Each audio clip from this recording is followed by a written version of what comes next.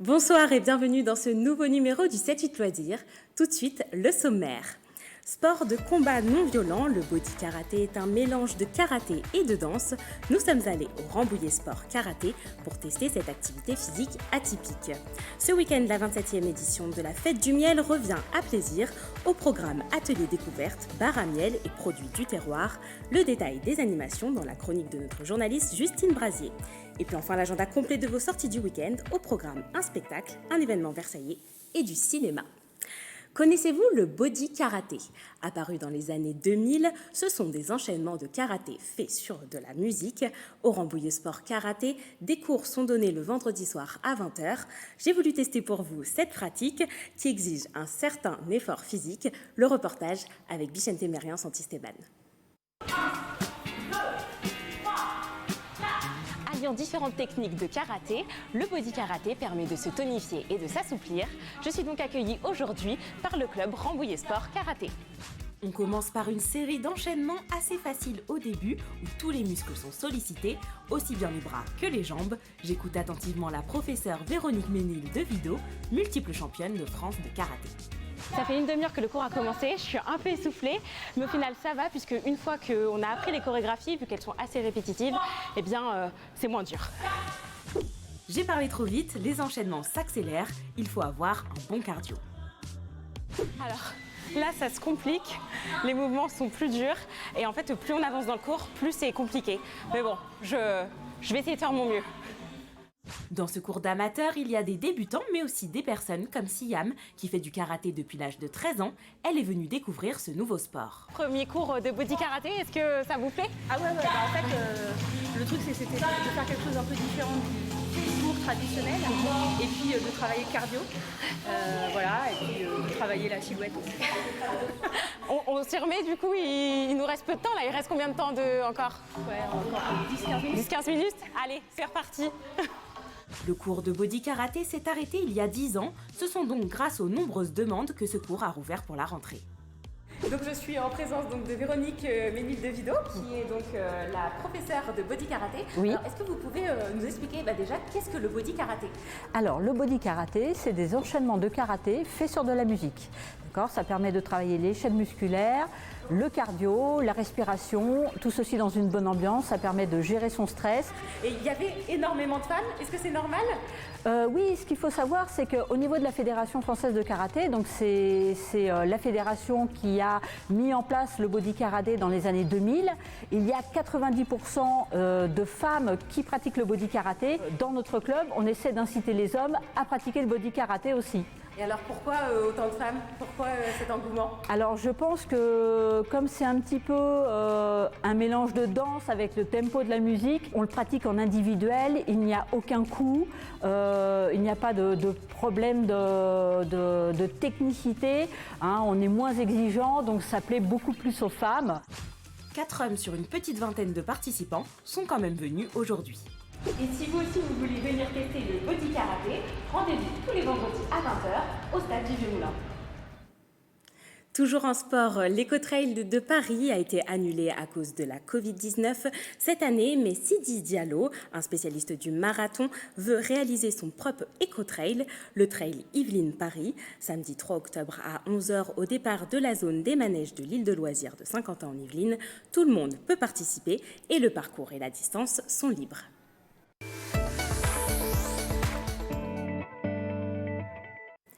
Et après le sport vient le réconfort et on va parler d'alimentation aujourd'hui, une alimentation plus saine puisque ce week-end, la Bergerie nationale de Rambouillet propose samedi et dimanche Alimentaire d'Yvelines.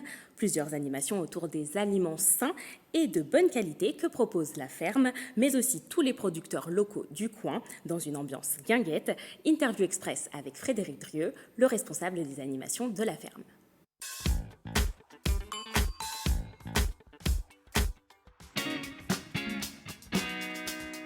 L'idée, c'est de vraiment faire le lien entre le consommateur et le producteur. À petite échelle, on a effectivement deux fois par an un gros marché fermier, mais c'est un marché fermier national. Là, l'idée, c'est vraiment d'associer finalement les producteurs avec qui on a l'habitude de travailler, qui commercialisent dans notre boutique.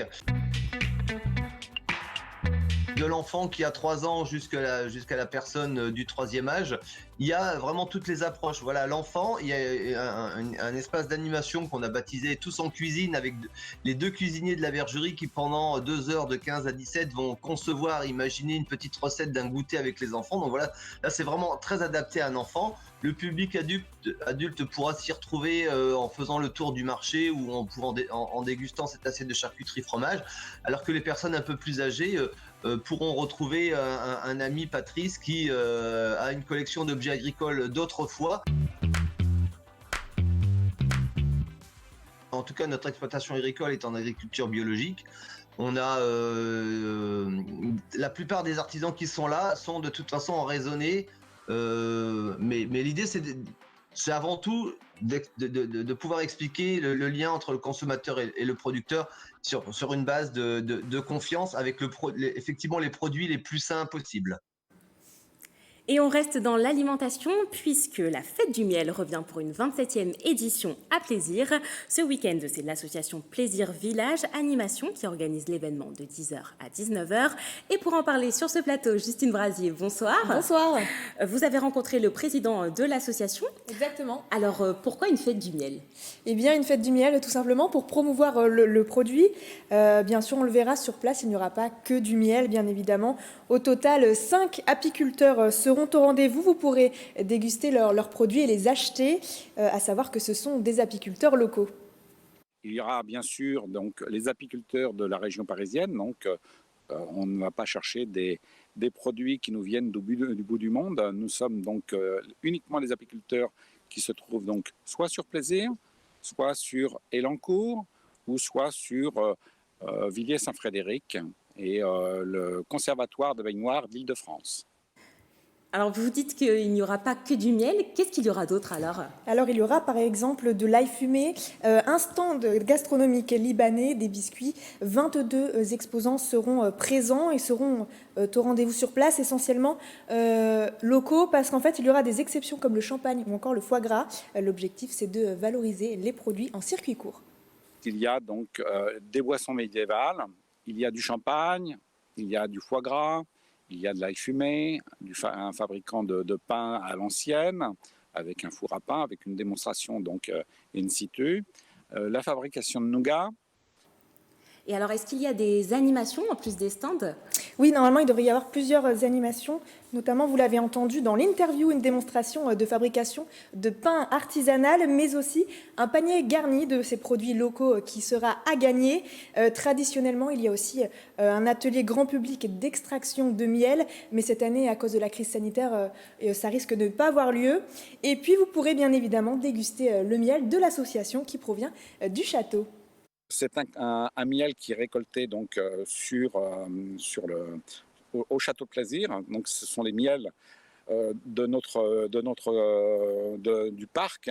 C'est quelque chose qui est un produit plutôt original puisque on est sensiblement les seuls à avoir donc, ce type de miel sur le Château de Plaisir. La 27e édition de la Fête du Miel, ça se passe sur l'ensemble du week-end, les 2 et 3 octobre, de 10h à 19h. L'entrée est gratuite et ça se passera au château de la ville de Plaisir. Merci Justine pour toutes ces informations. Et puis on se retrouve la semaine prochaine pour une nouvelle chronique. Avec plaisir. C'est un spectacle majestueux que nous offre chaque année de mi-août à mi-octobre le parc animalier de l'espace Rambouillet. Le brame du cerf marque la saison des amours. Éléonore Sinoquet a pu l'entendre par chance.